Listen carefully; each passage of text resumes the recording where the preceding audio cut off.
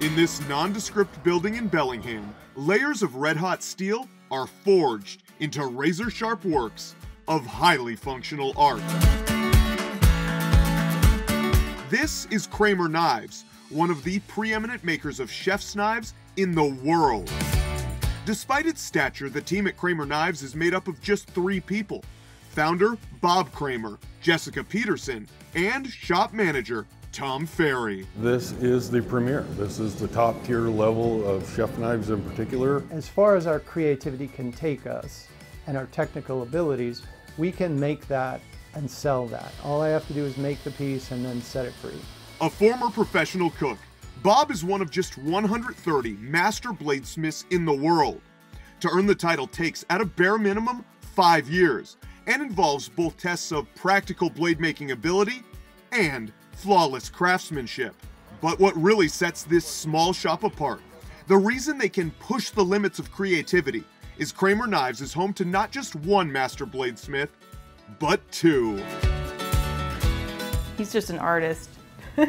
And he brings a lot of that art into these pieces. I think it's a cool combination between Bob being high performance and me bringing this artistic aspect into it.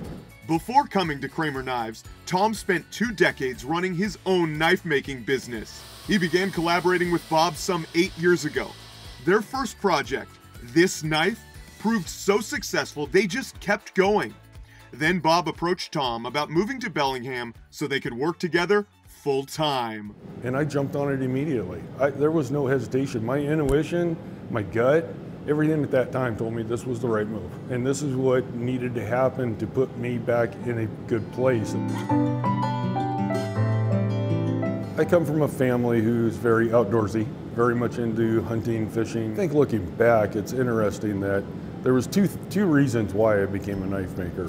One was to get approval and acceptance from family.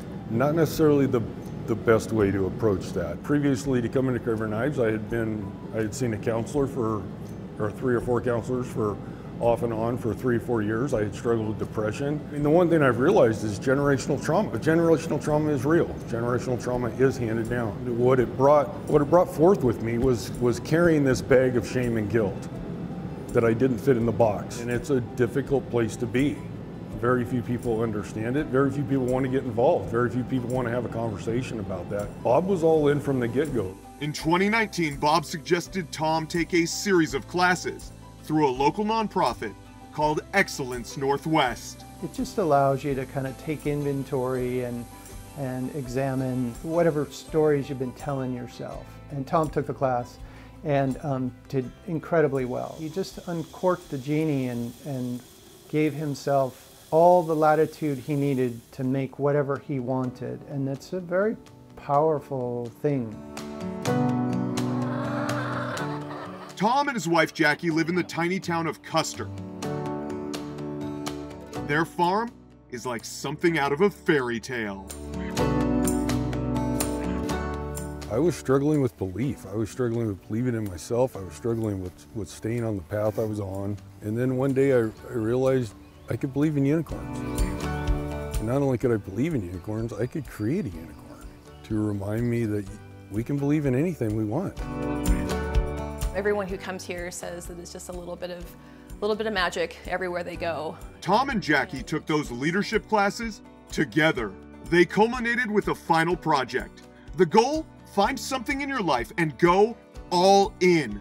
For Jackie, it was canning. For Tom, something he hadn't done since high school: painting. I decided to dive into my childhood. And in diving into that, I realized all the creativity that I had locked away, that I was too embarrassed to show, that I didn't have enough courage to bring to the world. I think it's twofold, I've realized, in that in some ways I'm finding myself, in other ways I'm creating myself.